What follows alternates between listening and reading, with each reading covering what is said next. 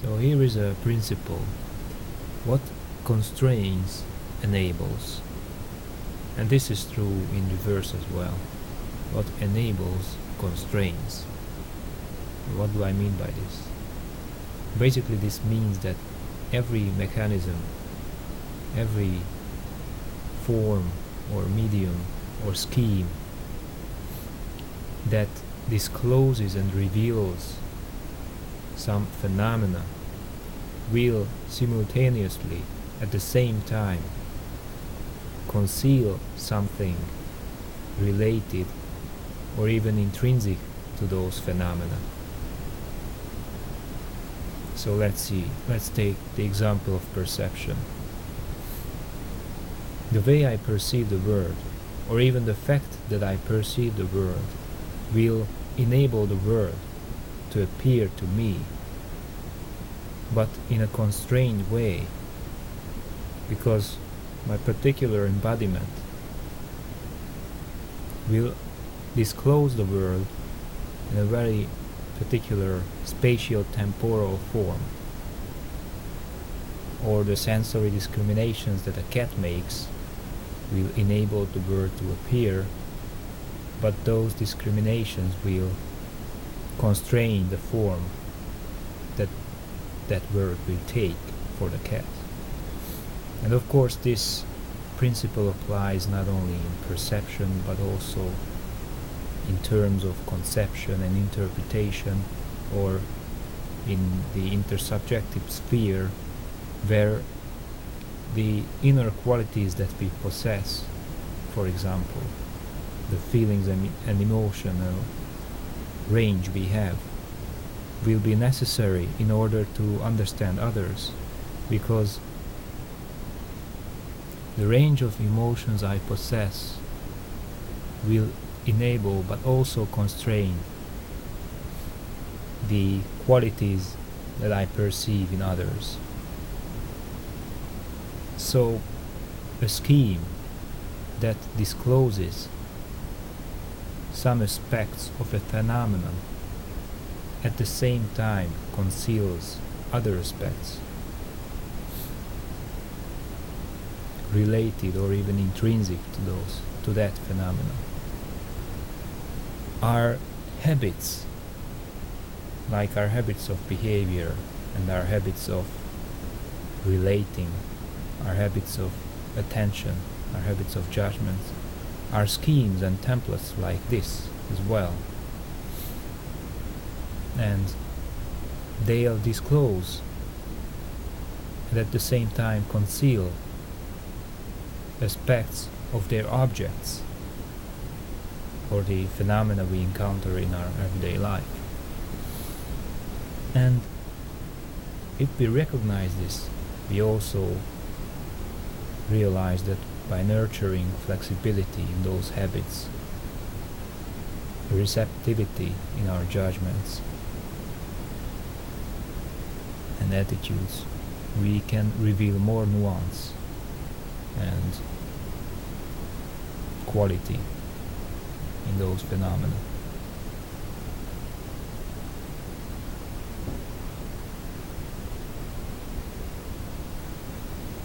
Now, let's move on to the issue of technology, because technology is something that can also reveal and unconceal hitherto unknown aspects of nature, about nature, things that we have not known so far. But it also constrains the way nature appears to us, even if it enhances our appreciation and understanding of natural phenomena. It also constrains it to a very peculiar manner or appearance. And I think what Heidegger says is very interesting with regards to nature. Heidegger, he wrote an essay titled question concerning technology, where he basically describes technology and the technological mindset of modern man as something that engages its environment, its sustaining environment, in a very parasitic and resource-oriented way, from a resource-oriented logic and perspective, and thus, as a consequence of which, nature will be reduced to only a very peculiar aspect of itself, as something that is composed of stuff and objects that can be used, or as something that can be controlled by mankind. And the interesting twist in Heidegger's essay is when he says that technology is essentially a process which is not subject to human control. Of course, it is humans who set it in motion, but technology is something very elusive phenomenon that sort of assembles itself on its own accord by the assistance of man. So humans participate in its process, but they don't control the way it unfolds. And the most important attitude we can adopt in relation to this state of affairs, as Heidegger says, is to be vigilant and to prepare and to be mindful and appreciative of this phenomenon. And maybe I could read a very brief passage from the essay. Where he says, "So everything then depends upon this, that we ponder this rising, and that recollecting we watch over it. How can this happen? Above all, through our catching sight of the essential unfolding in technology, instead of merely gaping at the technological. So long as we represent technology as an instrument, we remain transfixed in the will to master it. When, however, we ask how the instrumental unfolds essentially as a kind of causality, then we experience this essential unfolding as the destining of a revealing." So, what constrains enables? Technology enables a renewed experience of the world, but it also constrains this appearance.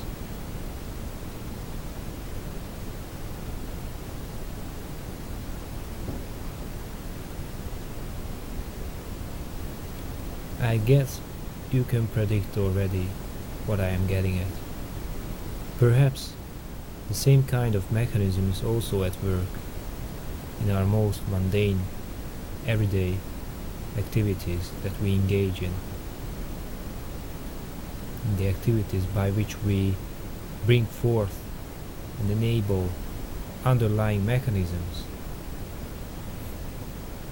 that motivate those activities.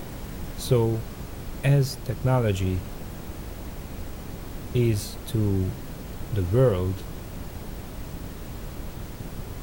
so is conversation to the fundamental phenomenon of communication. So, in other words, communication as an underlying mechanism assembles itself through our active participation in it, but according to the terms that we use in our communicative practices. So, in our conversations, the terms we use and the predictable topics, the predictable way we talk, the predictable turn takings in the unfolding of the conversation will enable communication to emerge, but it will also constrain it. And my conclusion is, of course, that our task is clear, if this is really so, as I have sketched so far. So what constrains enables. So the task is to give room for and allow the phenomena we encounter in our everyday lives, like other people or ideas or even the present moment, so to allow them to appear as fully as possible. In other words, to constrain effectively, to engage these phenomena reflectively,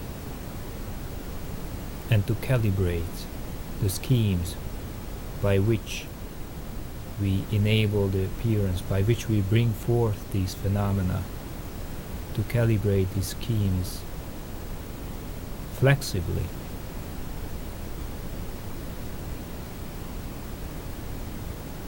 Yeah,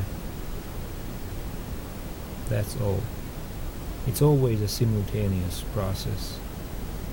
We cannot let go of structures and schemes of thoughts, schemes of relations, because pure openness is not possible. Pure openness would mean non-being.